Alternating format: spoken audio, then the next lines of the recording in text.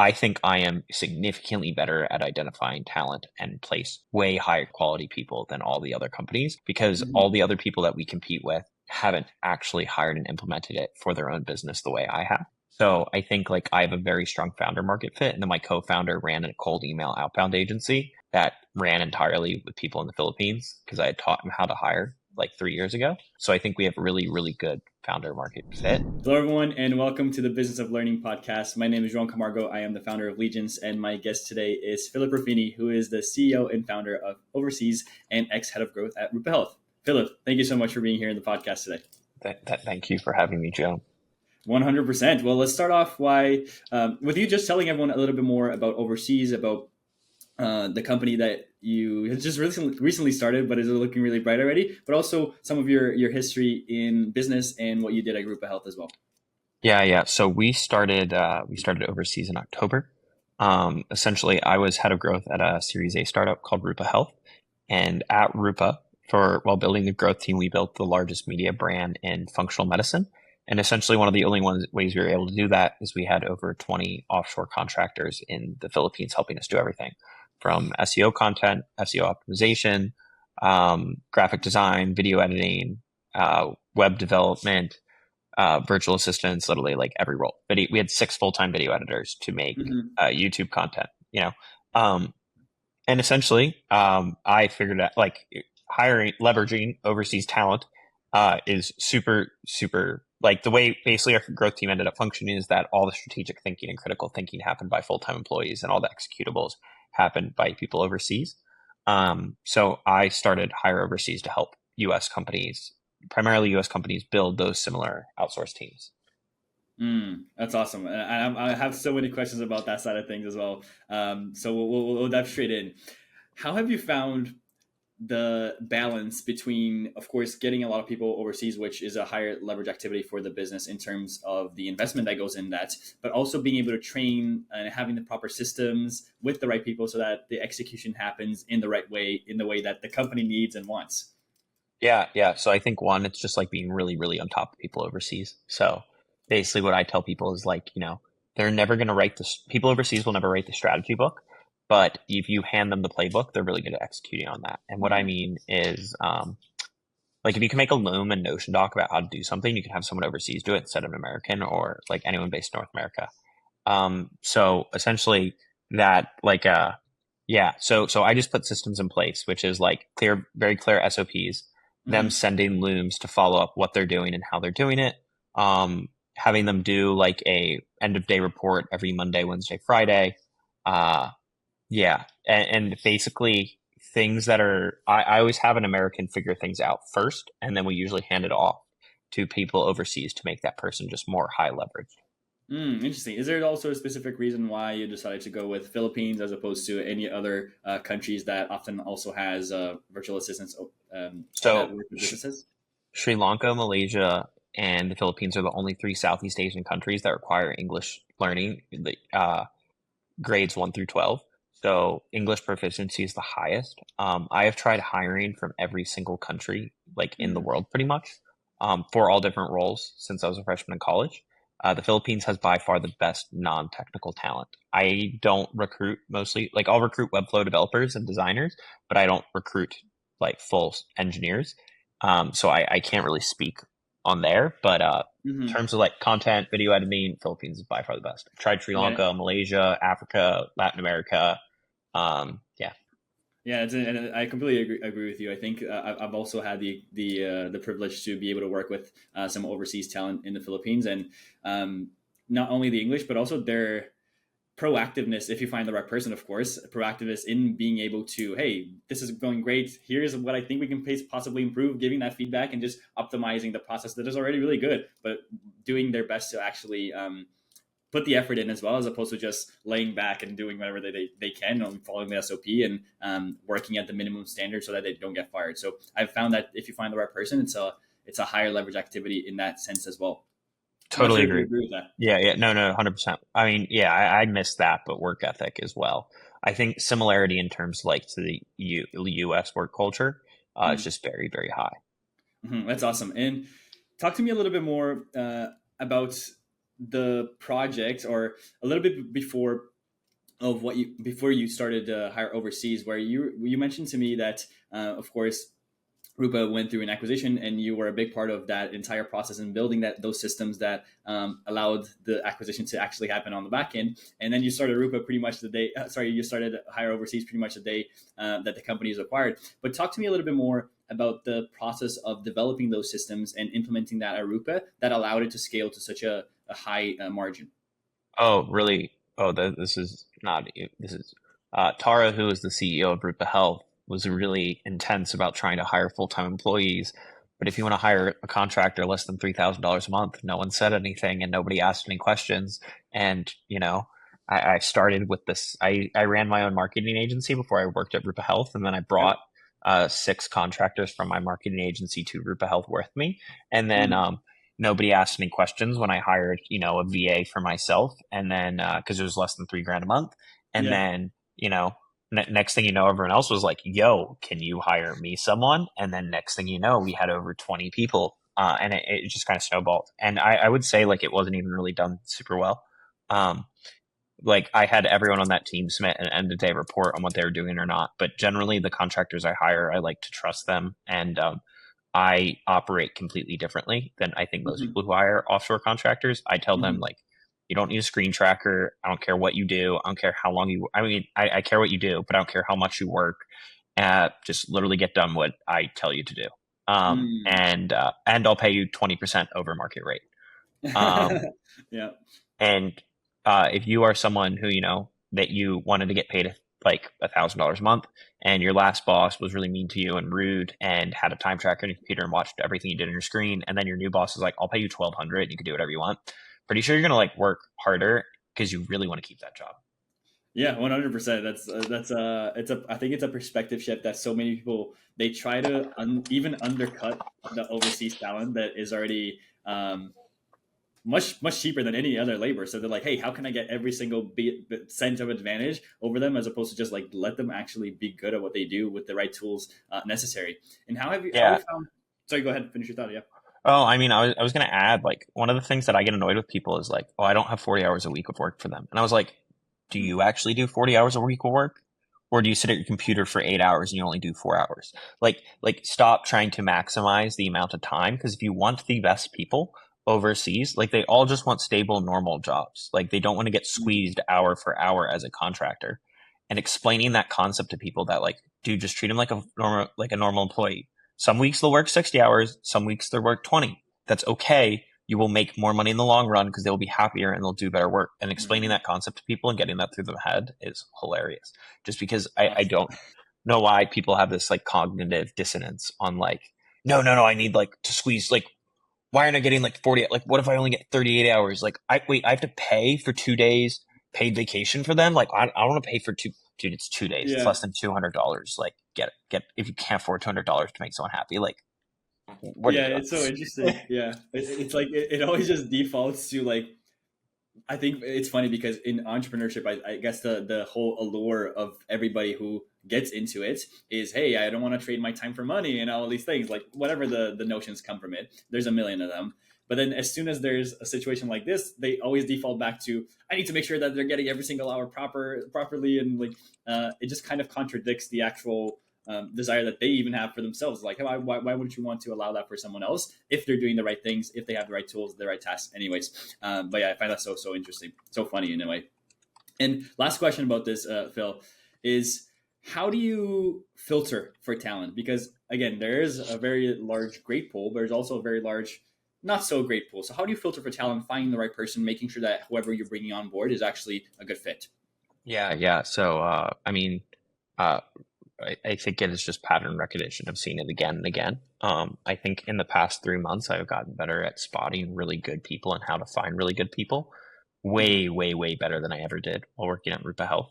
Um, so I actually think it is just pattern recognition of seeing different people again over and over and over again. And I actually do think these agencies, the good agencies, serve a purpose if they Mm-hmm. actually build a strong recruiting team and are able to actually like vet good people. What are some of those patterns that you notice? I think it just comes down to like like it's just the same behavioral interviews, right? Like when you see when you have SEO people, when you've had 1,000 SEO people all submit the same homework assignment, you get really good at identifying what's exceptional or not. So when you say you see the patterns, you see in the actual execution themselves, as Yeah, opposed to meaning it. Okay, and yeah. how about the behavior that they have when having those interviews, those conversations? Is there anything that you analyze there as well? Oh, man, I think that's actually what I'm really good at. And if I could explain that to you, my recruiting team would be really happy, because they still don't understand what I do and don't not like about people. But I actually think that is just like the innate thing I'm good at, which is like being able to identify, like who is good talent. And I think it comes off on like people's confidence, the way they talk, the way they speak, the way they talk about Mm, something.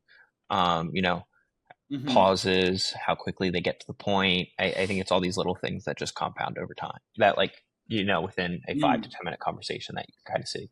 Yeah, interesting. And actually, I'll add one final follow up there. I think I've found that a lot of times they can be, especially in the Philippines, they can be a little bit more introverted. So they become in a way like scared of conveying their thoughts and having their quote unquote, I'll say, opinions. So that can sometimes come across as someone who can be quote unquote incompetent, but in reality, that's not the truth in its entirety. So do you find minor things like that also to be a tell for kind of how competent they can be in the Oh, actual work on the back end? uh, I mean, I totally agree with you, but that to me hasn't been really a problem. Okay. Awesome, good stuff. I appreciate your honesty. Phenomenal. I would love to now just dive into um, the process that you guys are doing now, because not the process itself, but the actual things that are happening at Hire Overseas. Because when we had our first conversation to discuss the podcast, you mentioned that now, even less than a year within the company, you guys are on track to doing great figures. So I'm wondering how did that come about? How are you able to just start a business from the get go and be on track to achieving a high figure for the company when so many people struggle for the first 5 years in general? Yeah, yeah. So I think what I've learned from this business specifically is that if you just want to hit a low hanging fruit and make a business successful, you need something that already has product market fit and then also has founder market fit. Like Mm-hmm. I am probably one of the only people that had a company, I can't legally disclose how much we sold the business for, but like, Yep. the last public fundraising for the business was $120 million. And then we raised again after that, but it wasn't announced. And so I think I'm probably one of the only people that scaled a marketing and growth team with overseas talent for a company of that size with that many contractors, Mm-hmm. um, in that space. So especially like healthcare. So like, the hiring overseas already has like product market fit as a business. There are hundreds of Yep. these businesses. I don't think mine's like exceptionally special. I think I am significantly better at identifying talent and place way higher quality people than all the other companies, because all Mm-hmm. the other people that we compete with haven't actually hired and implemented it for their own business the way I have. Mm-hmm. Um, so I think like I have a very strong founder market fit. And then my co-founder ran a cold email outbound agency that ran entirely with people in the Philippines because I had taught him how to hire like 3 years ago. So I think we have really, really good founder market fit. And Mm-hmm. then, you know, I throw 200-person parties in New York City, and I do invite only dinner parties with 16 people every other week. Like my Mm-hmm. network's pretty big, and all of my friends are founders. So when your business is designed to sell to entrepreneurs and you are the super connector of your like friend group, it makes it fairly easy as Uh-huh. well. So I think what it just really came down to is having like very strong founder market fit and then very strong existing product market fit. I Mm-hmm. think where people mess up and like where I've done in the past is you can start a business that has, you know, product market fit, but you don't know anything about it, and you personally don't have any outsized advantage. Like you're going to get crushed by everyone else. I Mm-hmm. routinely know I beat other agencies on sales calls head to head because they, yeah. I've also met with all the recruiters at all of the other agencies that operate on LinkedIn and Twitter because I wanted to understand what their processes were and Yeah, how good they were.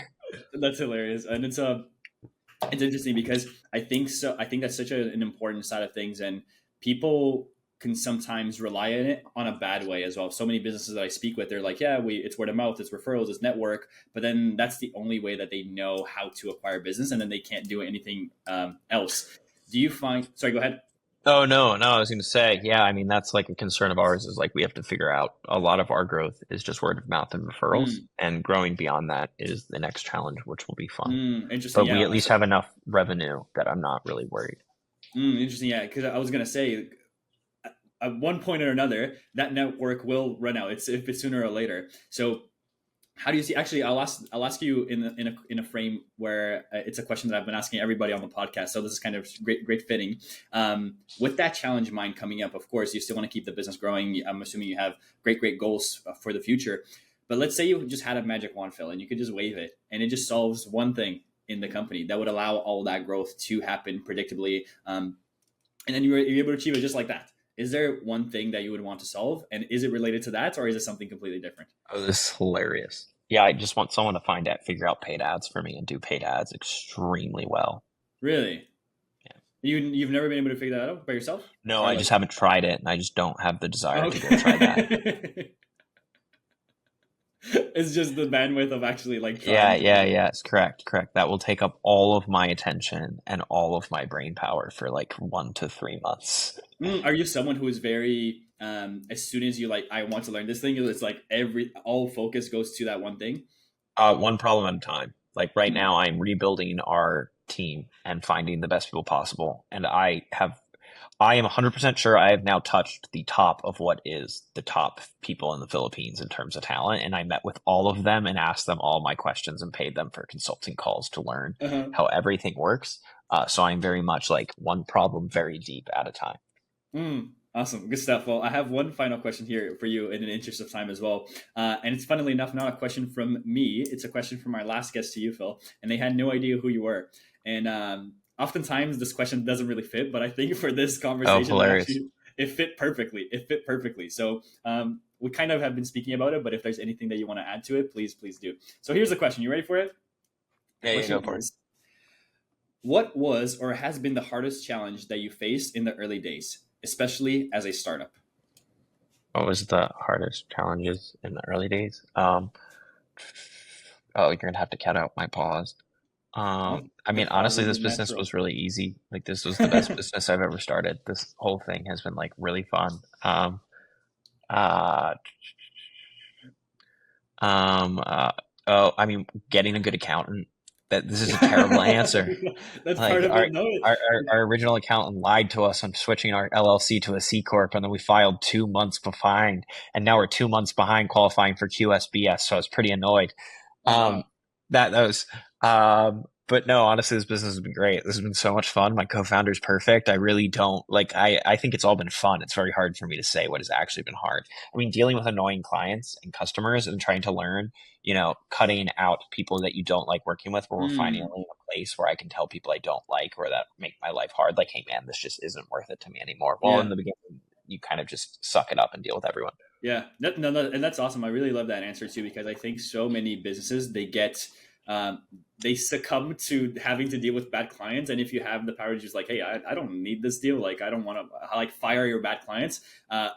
I've done that quite a few times as well, and it's just like the best feeling in the world because it takes so much time, so much mental stress, and you can actually put into something that's worth it. But I like the answer. If it's been a fun business, it's been a good journey, then keep the journey going. It doesn't have to be all the sorrow that sometimes happens for businesses. But Phil, thank you so much for your time. I really appreciate you. Where should people go if they want to learn a little bit more about you or a little bit more about the company as well? Oh, on Twitter at Philip_Ruffini or www.higheroverseas.com. Amazing. Phenomenal. I'll of course leave everything down below here. And if you enjoy this conversation and want to hear more conversations like this, please subscribe and I will see you on the next episode. Take care. Thank you, Phil. Awesome. Yeah, of course.